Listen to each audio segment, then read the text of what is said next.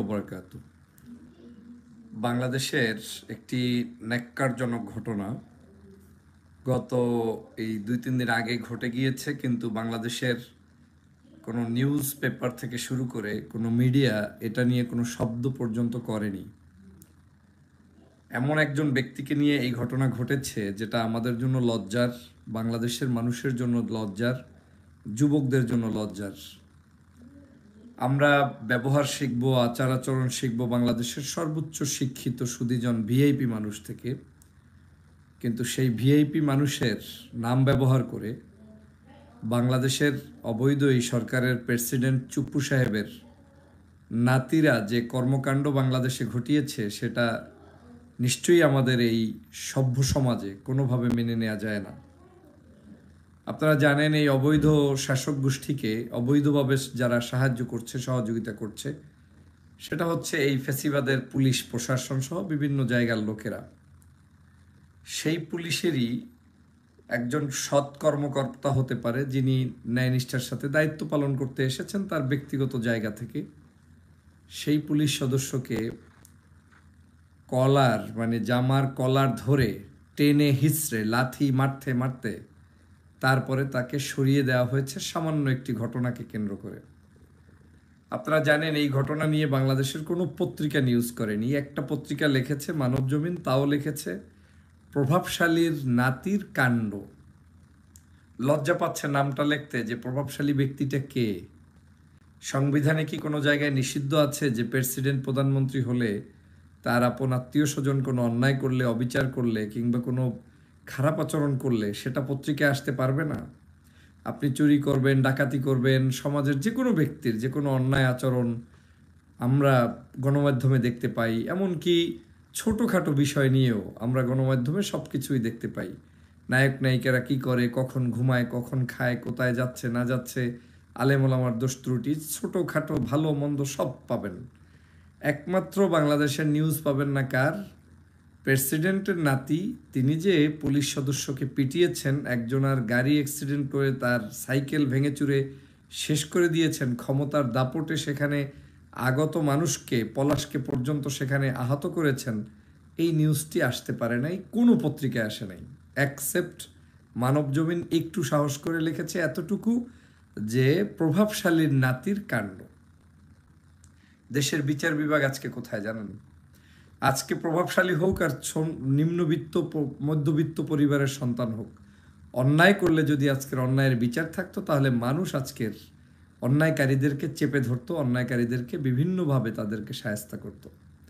কিন্তু আজ বাংলাদেশে যা হচ্ছে সেখানে অন্যায়কারীরা পার পেয়ে যাচ্ছে আর ন্যায়কারীরা তারা বিচারের সম্মুখীন হচ্ছে। দেখেন কি হয়েছে।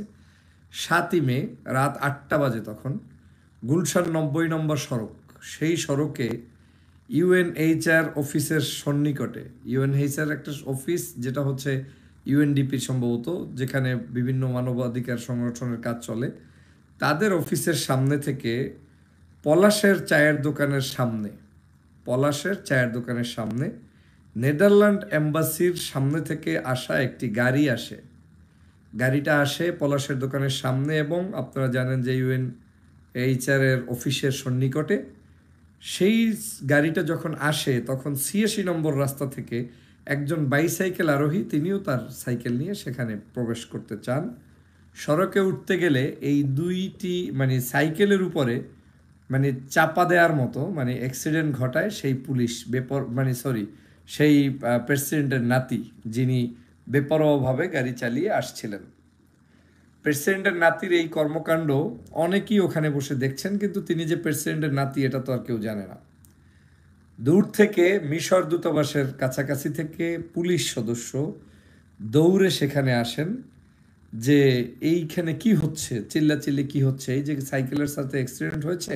তখন সেখানে বাকবিতণ্ডা চলছে। উল্টো প্রেসিডেন্টের নাতি, নাম হচ্ছে তাহসিন ও তাহমিদ, এই দুইজন ব্যক্তি, তারা ওখান থেকে, যে ড্রাইভ করছিলেন তিনি প্রেসিডেন্টের নাতি, তিনি সেখান থেকে সাইকেলওয়ালাকে দোষারোপ করছিলেন যে আপনি সাইকেল কিভাবে এখানে আসলেন, এই করলেন সেই করলেন। তো পুলিশ সদস্যের মনে হয়েছে যে সাইকেলওয়ালার তো কোনো দোষ নেই, দোষ তো যা হচ্ছে গাড়ির চালকের। আর পুলিশ সদস্য তো জানেও না যে এখানে প্রেসিডেন্টের নাতি কিংবা কে আছে। এই পুলিশ সদস্য যদি প্রেসিডেন্টের নাতি জানতো, শেখ হাসিনার আত্মীয় জানতো, উল্টো তাকে স্যালুট দিত। সে তো আর ওখানে নিশ্চয়ই জিজ্ঞেস করতে যাইতো না। তারপরেও মোরসালিন নামক সেই পুলিশ সদস্য সেখানে এসেছেন, জিজ্ঞেস করেছেন। জিজ্ঞেস করতে যাওয়ার কারণে সেই প্রেসিডেন্টের নাতি, গাড়ির যে ড্রাইভ করতেছিলেন সেই গাড়ির চালক প্রেসিডেন্টের নাতি, তাকে গলার কলার ধরে ধাক্কাতে ধাক্কাতে ধাক্কাতে ধাক্কাতে মাটিতে লুটিয়ে দিয়েছে, পিটিয়েছে। পুলিশ সদস্য বাঁচার জন্য দৌড়ে পালিয়েছে, মিশর দূতাবাসের ভিতরে গিয়ে রক্ষা করার জন্য চেষ্টা করেছে, কিন্তু পুলিশ সদস্যর পিছন থেকে লাথি মারতে মারতে মারতে মারতে তাকে একদম মানে নাজেহাল অবস্থা করে ফেলেছে। এবং শোনা যাচ্ছে তিনি এখন আর ডিউটিতে নাই, তিনি অসুস্থ, তিনি হসপিটালে কিংবা কোথাও আছেন, হয়তোবা ডিউটিতে আর আসবেনও কিনা সেটার নিশ্চয়তা নাই। এই পুলিশ সদস্যকে মারার জন্য যখন কলার ধরে ধরে মারতে থাকেন, তখন তারা বলছিলেন, মানে সেই প্রেসিডেন্ট চুপ্পুর নাতি, তিনি বলছিলেন, এই যে তাহসিন তাহমিদ নাতিরা বলছিলেন যে তুই কে, কোন থানায় চাকরি করিস, তোর পুলিশ আইডি নাম্বার কত বল। তখন পলাশ নামক একজন ব্যক্তি, তিনি যখন দেখলেন যে পুলিশকেও মারধর করছেন, তিনি আসছেন উদ্ধার করতে পুলিশকে। সেই পলাশকে মেরে রাস্তায় ফেলে দেওয়া হয়েছে। বাংলাদেশের কেউ এই নিউজটা পাননি। আমি নিশ্চিত শুধুমাত্র সচেতন কিছু মানুষ হয়তো এই নিউজটি সোশ্যাল মিডিয়ার কারণে পেয়েছেন, কিন্তু কোনো পত্রিকা এই নিউজ এখন পর্যন্ত জাতির কাছে প্রকাশ করে নাই। সমগ্র পত্রিকার কাছে নিউজ হচ্ছে যে একজন প্রভাবশালীর নাতি, তাও লিখেছেন একটা পত্রিকা, সেটা হচ্ছে মানবজমিন, মাত্র 12 তারিখ গতকালকে লিখেছেন। আর কোনো পত্রিকা এটা নিয়ে নিউজ পর্যন্ত করে নাই। তাহলে দেখেন, বাংলাদেশের একজন প্রভাবশালীর নাতি, মানে প্রভাবশালীর নামটা নিতে, বাসুরের নামটা নিতে আপনাদের এত কষ্ট কেন? প্রথম প্রশ্ন হচ্ছে আপনার, বাংলাদেশের মিডিয়া আজকে কোথায় সেটা আপনি দেখে নিন। দ্বিতীয় হচ্ছে, বাংলাদেশের বিচার বিভাগ কোথায়? কোনো বিচার যদি থাকে তাহলে প্রভাবশালীর নাতি হোক, রাস্তাঘাটে যে কোনো অভদ্র মানুষের জন্য যে আচরণ হবে, প্রেসিডেন্ট চুপ্পুর নাতির জন্য ঠিক একই আচরণ হবে। আজকে এই অন্যায়টা যদি রাস্তায় অন্য কোনো মানুষ করতেন, তাহলে তো গণপিটুনিতে তার কি অবস্থা হতো সেটা নিশ্চয়ই আপনারা ভালো করে বুঝতে পারছেন। যে মজলুম মানুষরা মিলে ঐক্যবদ্ধভাবে ওই জুলুমকারীকে যদি ধরতো, প্রাইভেট কারের ওই যে চালক প্রেসিডেন্ট চুপ্পুর নাতিকে যদি ধরতো, তাহলে তো তার পিঠের ছাল বাল কিচ্ছু থাকতো না, থাকতো। এটাই বাংলাদেশের বাস্তবতা, যে অন্য কারো ক্ষেত্রে এ ধরনের ঘটলে তাহলে সেক্ষেত্রে কিন্তু সকল মানুষ যদি এক হয়ে যেত, তাহলে কিন্তু ওই ব্যক্তির পিঠের চামড়া থাকতো না, যে জুলুম করেছে, অন্যায় করেছে। কিন্তু আজকে প্রেসিডেন্ট চুপ্পুর নাতি বলে তার কোনো কিছু হয়নি। উল্টো প্রেসিডেন্ট ভবন থেকে নাকি 2টো গাড়ি পাঠানো হয়েছে, গাড়ি এসে সেই মানে প্রেসিডেন্টের নাতিকে উদ্ধার করে নিয়ে গিয়েছে, পুলিশ এসেছে এবং পুলিশ এসে তাদেরকে উদ্ধার করে নিয়ে গিয়েছে। এবং তাদের পুলিশ এখন পর্যন্ত কোনো মামলা করেনি, পুলিশ এখন পর্যন্ত এটা নিয়ে কোনো মন্তব্য করেনি। বাংলাদেশের কোনো পুলিশ এখন পর্যন্ত এটা নিয়ে মন্তব্য করতে রাজি নয়। এখন আপনি চিন্তা করে দেখেন, আপনি সোনার বাংলাদেশে আছেন না কোন বাংলাদেশে আছেন? আমার কথা হচ্ছে, অপরাধী হতেই পারে, একজন প্রেসিডেন্ট হোক আর একজন রাস্তাঘাট খেটে খাওয়া মানুষ হোক, অপরাধ হতেই পারে। এখন এই অপরাধ যদি করেই থাকে, তাহলে সেই অপরাধীর তো অন্তত পক্ষে নামটা আপনি উচ্চারণ করবেন। কিন্তু বাংলাদেশে সেই নামটা উচ্চারণ করতে কোনো পত্রিকা পারে নাই। আর পুলিশ বাহিনীর সদস্য কতটা নির্লজ্জ হলে, কতটা অস্তিত্ব বিলীন হয়ে গেলে, কতটা নিম্ন জায়গায় পৌঁছলে, আত্মমর্যাদা শেষ হয়ে গেলে নিজেরা এখন স্বীকার করতে পর্যন্ত করতে পারছে না যে তিনি প্রেসিডেন্টের নাতি। আপনি প্রেসিডেন্টের নাতি, তাকে মামলা রচিয়ে দেন, গুটিয়ে দিয়ে তাকে আইন আদালতের সামনে উপস্থিত হতে বলেন, তাকে আপনাকে মানে সেখানে গিয়ে তারপরে তার যদি সে নির্দোষ হয় তাকে সেখান থেকে প্রমাণ করে আসতে বলেন, অথবা যদি তিনি দোষী হয় 3 মাস 6 মাস জেল খাটার যে নিয়ম, সেই জেল সবার মতো তিনি খেটে আসুক। কিন্তু আদৌ সেই জেলটা তাদের জন্য নেই। জেলটা হচ্ছে গরিব মানুষের। আপনি যদি কারো মানে কি বলে, গরিব যে খেতে পারে না, হ্যাঁ, 2 পয়সা কোনো জায়গা থেকে চুরি করেছে, অথবা ওই যে পকেট মার রাস্তাঘাটে, এই ধরনের স্যাঁচরা টাইপের যারা, তাদের বিচার বাংলাদেশে হয়তো আপনি চাইলে হবে, কিন্তু কোনো রাঘব বোয়ালদের বিচার হবে না। শুধু বিচারই নয়, বাংলাদেশ যে আজকের কোন জায়গায় পৌঁছেছে, একটা সংবিধান, একটা দেশ, একটা রাষ্ট্রের সর্বোচ্চ ব্যক্তি, বৈধ কিংবা অবৈধ, প্রেসিডেন্টের উপরে তো আর কোনো ব্যক্তি নাই। প্রেসিডেন্টের নাতির স্বভাব যদি এই হয়, তাহলে এই সমাজে আপনি, আমি, আমরা সাধারণ মানুষদের কি নসিব হবে বলেন? একজন নাতির কাছে জিম্মি হয়ে যাবে রাষ্ট্র, একটা নাতির কাছে জিম্মি হয়ে যাবে পুলিশ, একজন নাতির কাছে জিম্মি হয়ে যাবে আপনার এই কি বলে সাধারণ একজন বাইসাইকেল আরোহী। এটা কোনোভাবে হতে পারে না। আজ এই নিউজটি বাংলাদেশের কোথাও ছড়ায়নি, ছড়ায় বিভিন্ন ধরনের প্রপাগান্ডা, বিভিন্ন ধরনের নিউজ, যেগুলা বাংলাদেশের মানুষ অতিষ্ঠ, কিন্তু যেটা আসলেই সত্য একটি নিউজ, সেটা এই অবৈধ ফেসিবাদের এই কি বলে মিডিয়া থেকে শুরু করে পুলিশ থেকে শুরু করে কেউ স্বীকার করেনি। আসুন বন্ধুরা আমার, এই দুষ্ট চক্রদের মুখোন্মোচন করি। দেশ ও জাতির কল্যাণে, মানুষের জন্য, দেশের জন্য, জনগণের জন্য সত্য বস্তুনিষ্ঠ যে সংবাদ রয়েছে সেটা আমরা আমাদের প্রত্যেকেই যার যার জায়গা থেকে দায়িত্ব পালন করি এবং প্রচার করি। আজকের এই প্রেসিডেন্ট শাহাবুদ্দিন চুপ্পুর নাতিদের দৃষ্টান্তমূলক আমি বিচার কামনা করি।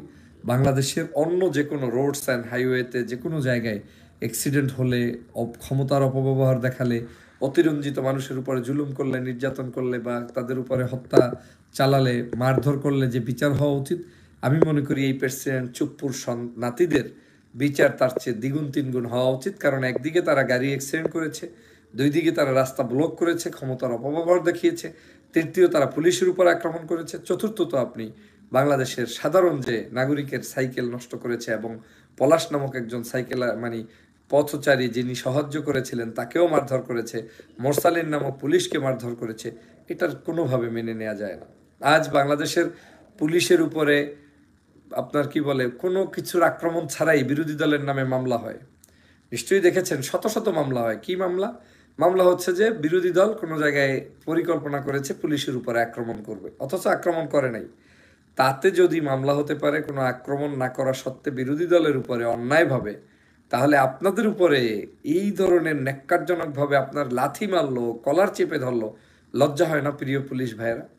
যদি জাতের প্রতি সম্মান থাকে, যদি নিজের মানে গোষ্ঠীর প্রতি সম্মান থাকে, তাহলে আপনাদের উচিত আপনারা প্রকাশ্যে এটার স্টেটমেন্ট দেওয়া। আপনারা দেখেছেন যে র্যাব একটা মিডিয়া উইং আছে, পুলিশের উইং আছে, ডিবির উইং আছে। যে কোনো কারণ ঘটলে বাংলাদেশে তারা কিন্তু এটার একটা বিবৃতি নিয়ে আসে। প্রেসিডেন্টের নাতি চুপ্পু ঘটনা ঘটিয়েছে, চুপ্পুর নাতিরা এই ঘটনা ঘটিয়েছে, সেটা আপনি কোনো জায়গায় বিবৃতিতে পাবেন না। তার মানে হচ্ছে যে বাংলাদেশে এই বিবৃতি, বাংলাদেশে এই ধরনের মানে মন্তব্য, বক্তব্য, এটা শুধুমাত্র সাধারণ নাগরিকদের অন্যায়ের জন্য, কোনো ভিআইপিদের অন্যায় সামনে আসতে পারবে না। এই জন্য বাংলাদেশ স্বাধীন হয়নি, এজন্য আমরা বাংলাদেশকে স্বাধীন করিনি। প্রিয় বন্ধুরা আমার, আসুন এই ফ্যাসিবাদের কবল থেকে বাংলাদেশকে রক্ষা করি। সবাইকে ধন্যবাদ। আসসালামু আলাইকুম ওয়া রাহমাতুল্লাহি ওয়া বারাকাতুহু।